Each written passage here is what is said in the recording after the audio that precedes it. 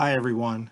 Let's look at three very instructive and entertaining rook and pawn endgames from the book Test Your Endgame Ability by August Livshits and John Speelman. So in this position, it is white to move and win. Go ahead and press pause and give it a try. Okay, it's a difficult puzzle. The winning move is h3 check. And now let's say the king steps to f5. Do you see the winning move for white here? Okay, this is a common tactical idea. The pawn would like to promote on b8.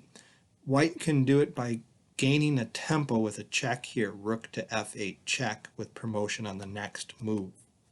So the black king needs to take cover behind his own pawns to prevent that. So the only move here is king to g5.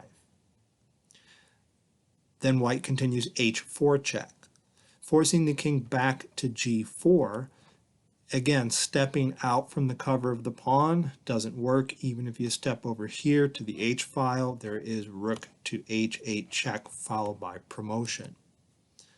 So the king has to go back to g4. Well, how does white make progress from here? He can't seem to flush the black king out into the open in order to deliver one of these winning checks. Well, you can slide the rook over laterally, not with a check, but with a checkmate threat.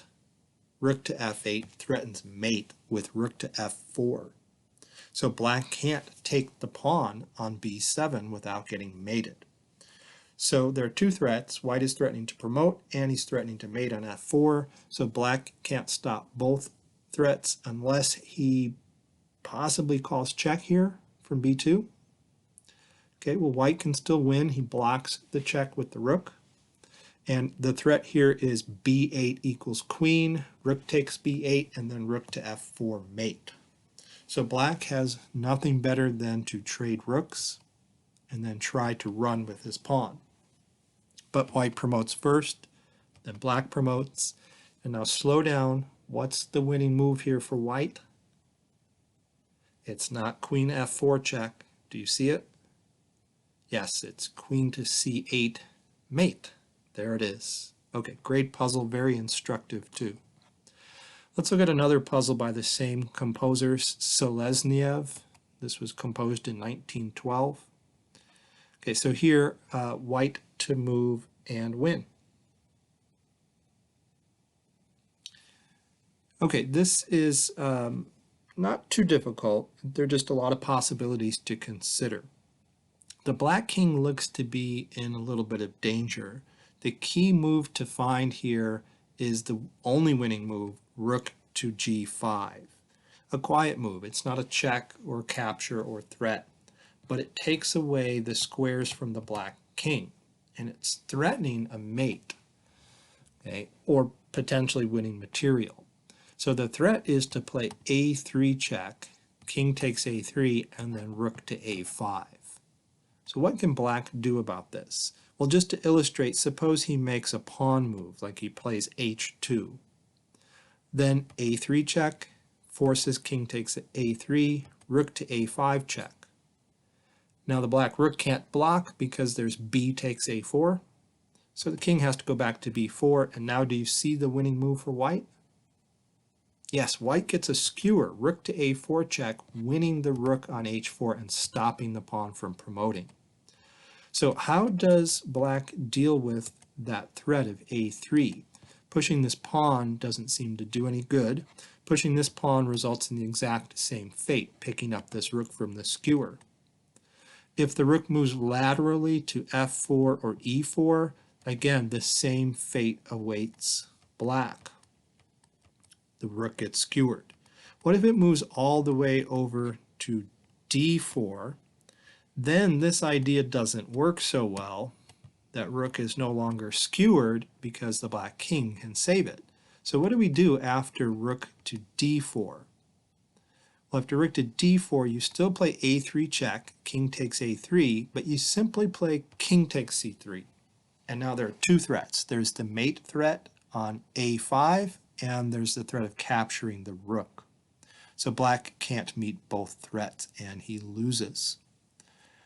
All right, what about moving the black rook up the h-file, like to h6, h7, or h8, so he gets out of the way of that skewer? Let's see what happens if he moves to one of those squares, like h7, for example. Well, then a3 check, king takes a3 is forced, and now rook to g4. So the rook comes to the fourth rank and threatens a mate on a4 since the black rook has abandoned that fourth rank. There's no way to stop the mate. It's a mate in 2. Black can delay it with rook to h4, but then rook takes rook and mate on the next move. So that's all the possibilities. All right, and let's look at our third problem. Okay, and this one is also composed by Selezniev. This was in 1935. It's white to move and win. Give it a try. Okay, so you think about forcing moves, checks, captures, threats. The most forcing move of all in this position is the winning move, rook to c8 check. Did you see that move? Okay, let's see if we can work it all out. That forces king takes c8, and this allows the fork, b7 check. Okay, the king has to go back to b8 to protect the queening square on a8. He has no hope going the other way to d8. So what does white do here? Taking the rook doesn't seem to do anything because the king will be able to take the promoted piece. Well, white plays the quiet move. He has a tempo in reserve, d5. Okay? And this forces black. He only has one legal move here. He has to move the king out away from the corner. Now we can take the rook and promote. But be careful. If you didn't try solving this puzzle, try finishing it. What should white promote to? Okay, there's only one piece that is correct. If white promotes to a queen or a rook, it's an immediate stalemate. Promoting to a knight doesn't work because king to b8 traps the knight and the knight will be lost. Okay, so a bishop is required. What happens after that? Well, black can try to protect his a-pawn, but then bishop to b7 forces the king away from it, and then we can take that a-pawn, and this is a very easy to win endgame. The king is already forced back to d8 here, and then the white king approaches, forcing the king over to the e-file, and the white king approaches, and together with the help of his bishop, he can pick off that pawn on d7, and then the other pawn on d6 will fall as well. All right, that's the solution. I hope you enjoyed these puzzles as much as I did. Thanks for watching.